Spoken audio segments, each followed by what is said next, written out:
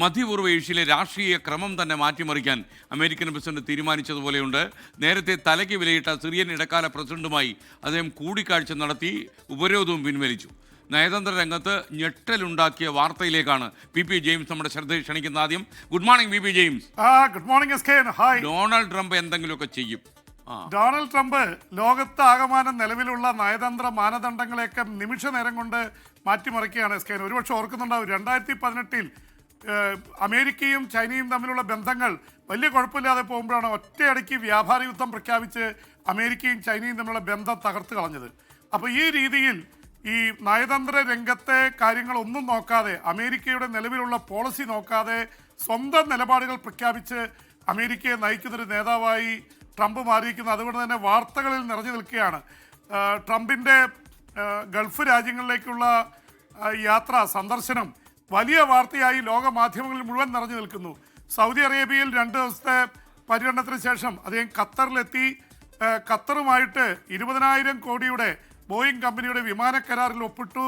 ഒരു വിമാനം സ്വന്തമായിട്ട് ഖത്തറിൽ നിന്ന് സമ്മാനമായി വാങ്ങി. അത് വാങ്ങരുതെന്ന് റിപ്പബ്ലിക്കന്മാരും ഡെമോക്രാറ്റുകളും പറഞ്ഞു. ട്രംപ് കൂട്ടാക്കിയില്ല. അത് പ്രസിഡന്റിന്റെ എയർഫോഴ്സ് 1 ആക്കി മാറ്റാൻ പോവുകയാണ്.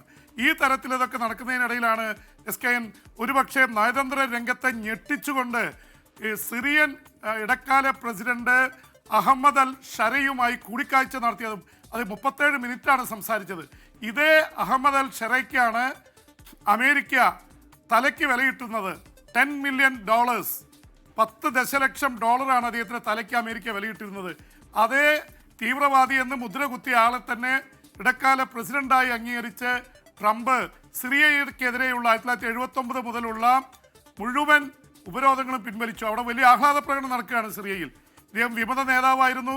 അവിടുത്തെ പ്രസിഡന്റായിരുന്ന ബഷാർ അൽ അസാദിനെ ഓടിച്ച് അദ്ദേഹം റഷ്യയിൽ രാഷ്ട്രീയാഭയം തേടിയിരിക്കുകയാണ്. ഇന്ത്യൻ പ്രസിഡന്റായിട്ട് സ്വയം അവരോധിച്ച ആളാണ് അഹമ്മദ് അൽ ഷറ.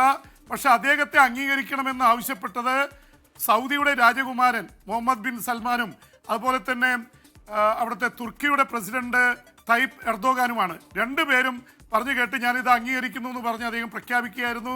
ഉടനെ തന്നെ സൗദി അറേബ്യയിൽ സിറിയൻ ഇടക്കാല പ്രസിഡന്റ് വന്ന് അദ്ദേഹത്തെ കണ്ടുമുട്ടി. ഇത് നയതന്ത്ര രംഗത്ത് തന്നെ വലിയ അത്ഭുതം സൃഷ്ടിച്ചിരിക്കുന്നു. കാരണം ഇസ്രായേൽ സിറിയക്കെതിരെ ഇപ്പോഴും ബോംബിംഗ് നടത്തിക്കൊണ്ടിരിക്കുകയാണ്. ഇപ്പോൾ ഇസ്രായേലിനെ ഞെട്ടിച്ചിരിക്കുന്നു. ഇസ്രായേലുമായിട്ട് ബന്ധം തുടരുമ്പോൾ തന്നെ എതിർപക്ഷത്തുള്ള സിറിയയുമായി ബന്ധം സ്ഥാപിച്ചിരിക്കുന്നു. അതിന് ട്രംപ് പറയുന്ന ന്യായം ഇതുവരെ റഷ്യയുടെ കയ്യിലായിരുന്നു, അമേരിക്കയെതിരായിരുന്നു. റഷ്യ പക്ഷപാതിയായിട്ടുള്ള പ്രസിഡന്റ് പോയി, ഇദ്ദേഹത്തെ നമ്മൾ കൂടെ കൂട്ടുന്നു എന്നുള്ള രീതിയിൽ തന്നെയാണ് ട്രംപ് പറഞ്ഞിരിക്കുന്നത്. അതിൻ്റെ ഇടയ്ക്ക് ട്രംപ് പലതരത്തിലുള്ളത് ഇപ്പോൾ സൗദി അറേബ്യയുമായിട്ട് വലിയ ഇതിൽ ഒപ്പിട്ടു. ഇനി UAE പോകുന്നു പറയുന്നു, തുർക്കിയിലേക്ക് പോകുന്നു പറഞ്ഞെങ്കിലും അധികം പോകുന്നില്ല എന്ന് കേൾക്കുന്നു. എന്തായാലും ട്രംപ് ആഗോള രാഷ്ട്രീയത്തിൽ വലിയ രീതിയിലുള്ള ചലനങ്ങൾ ഉണ്ടാക്കുകയാണ്. സൗദിയെ കൂട്ടുപിടിച്ചു, ഇസ്രായേലിലേക്ക് യാത്ര ചെയ്തില്ല. ഇസ്രായേൽ യുദ്ധം നിർത്താത്തതിലുള്ള പിണക്കം അല്ലെങ്കിൽ അദ്ദേഹത്തിന്റെ വിദ്വേഷം ആ രീതിയിൽ തന്നെ പ്രകടിപ്പിച്ചു. സൗദി അറേബ്യ, UAE, ഖത്തറുമായിട്ട് യുദ്ധം നിർത്തുന്നതിനെ കുറിച്ച് ചർച്ച ചെയ്തെങ്കിലും ഇസ്രായേൽ ഇതുപോലെ വഴങ്ങിയിട്ടില്ല എസ്കേൻ.